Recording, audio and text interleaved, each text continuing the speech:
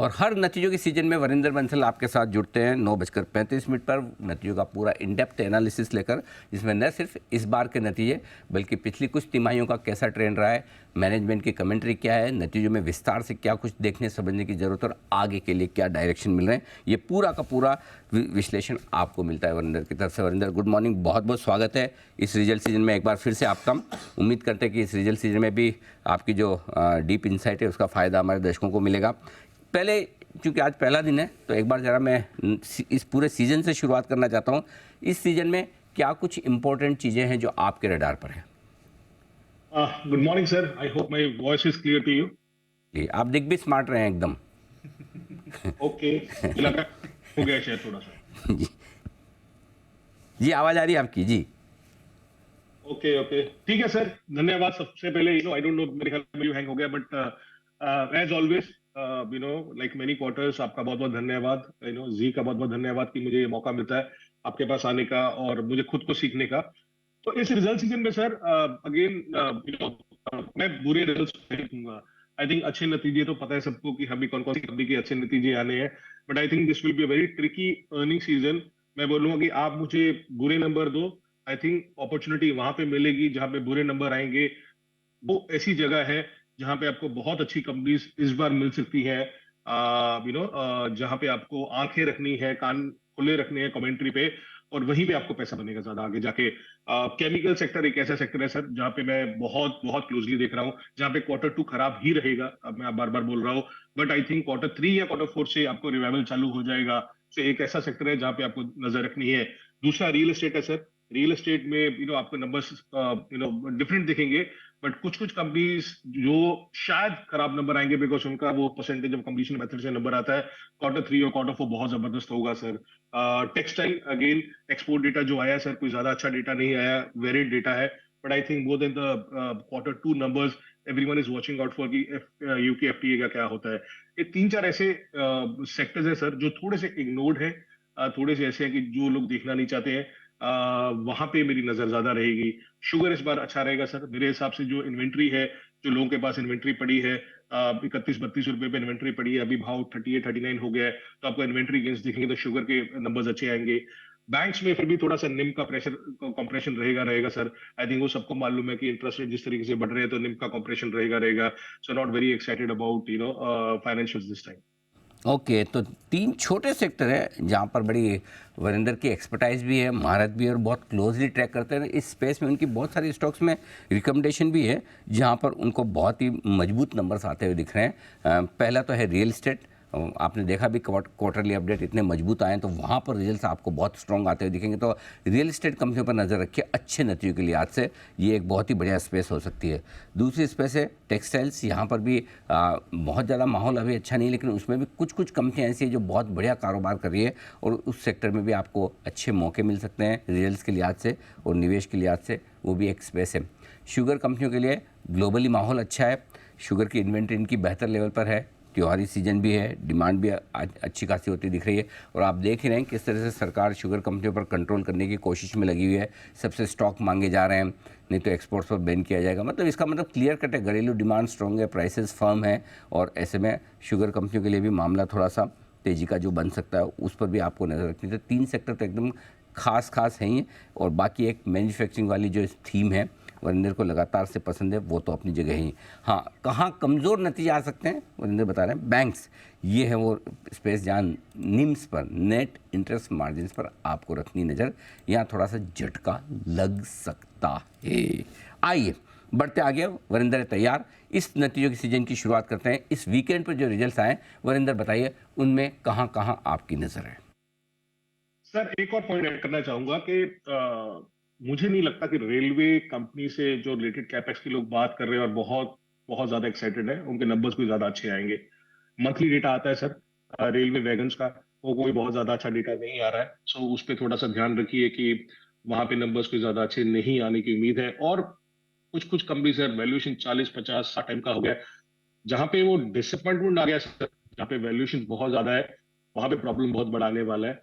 और मैं अगेन बोल रहा हूँ केमिकल जहाँ पे किसी को उम्मीद नहीं है, और वो सही भी है कि क्वार्टर टू खराब आएगा, वहां पे लोग अपॉर्चुनिटी ढूंढेंगे इन्वेस्ट करने के लिए कुछ कुछ बहुत बेहतरीन कंपनीज में।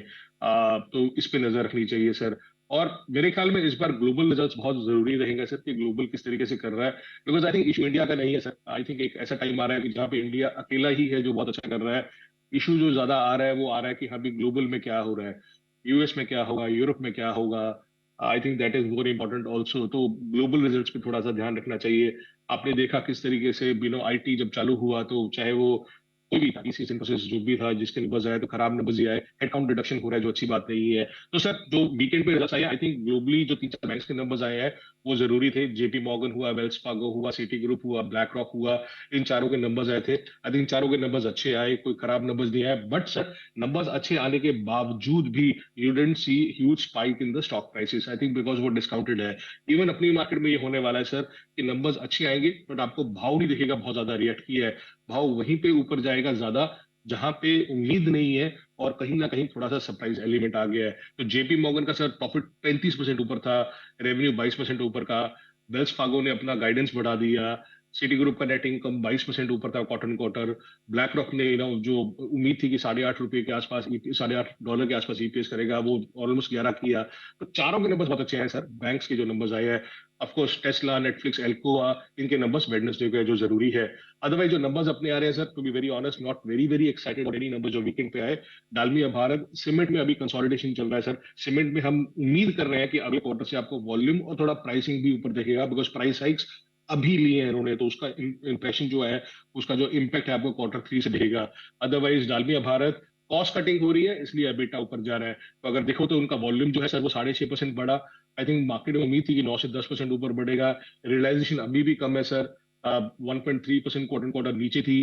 कॉस्ट डिक्रीज हुई है sir, cost 3.5% quarter quarter, 7.5% Y Y decrease हुई है, जिसके कारण अबीटा पर टन जो 870 होता था बढ़ के 950 हो गया है। So numbers are okay, cost reduction के कारण अबीटा बढ़ रहा है। But I think the market is looking forward कि आपके वॉल्यूम्स ऊपर जाए, वॉल्यूम 10% ऊपर जाएंगे जब, और रियलाइजेशन कम से कम 2-3% ऊपर जाएगी, then I think people will get excited in some of the stocks. DMart के result sir, it was like India Pakistan match, excitement बहुत थी कि क्या होगा क्या होगा क्या होगा।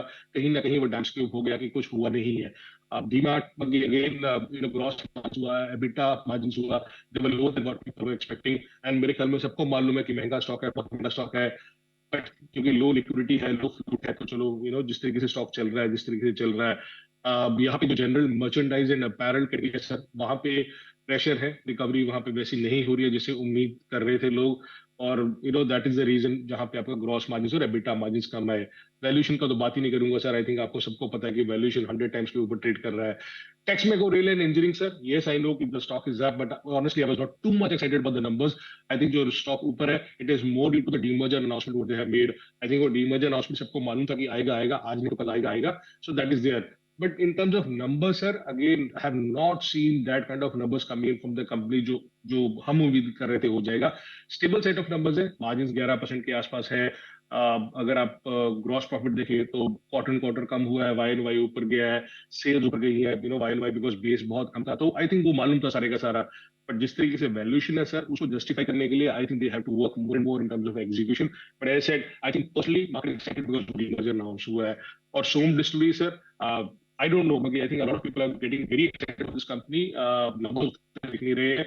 Yes, मेरे ख्याल में उनका QIP जो उन्होंने अनाउंस किया था वो भी रेज नहीं कर पाए पैसा उस QIP में, वो तो रद्द हो गया था। बट नंबर सर उस तरीके से है, बाकी अभी मल्टीपल सब कंपनीज का 30-40 का मल्टीपल हो चुका है TTM के बेसिस पे।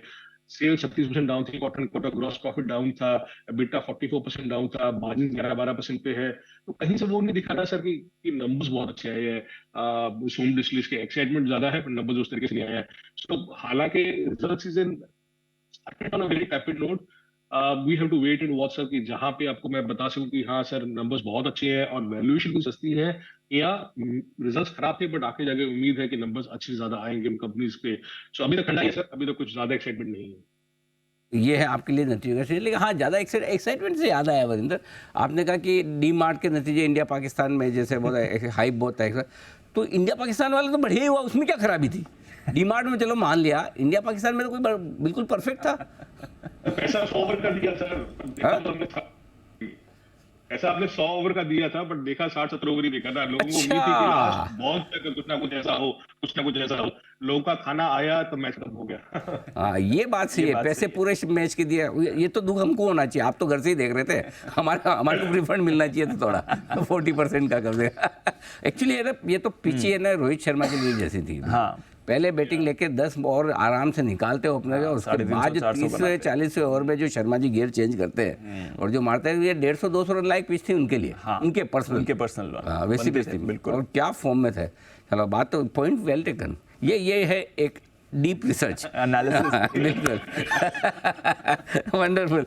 धन्यवाद वरिंदर, कल आपसे फिर होगी मुलाकात नतीजों के विश्लेषण के साथ, और कल तो आपको बहुत सारे HDFC बैंक और बड़े दिग्गजों के नतीजों का भी विश्लेषण करना है। Thank you so much.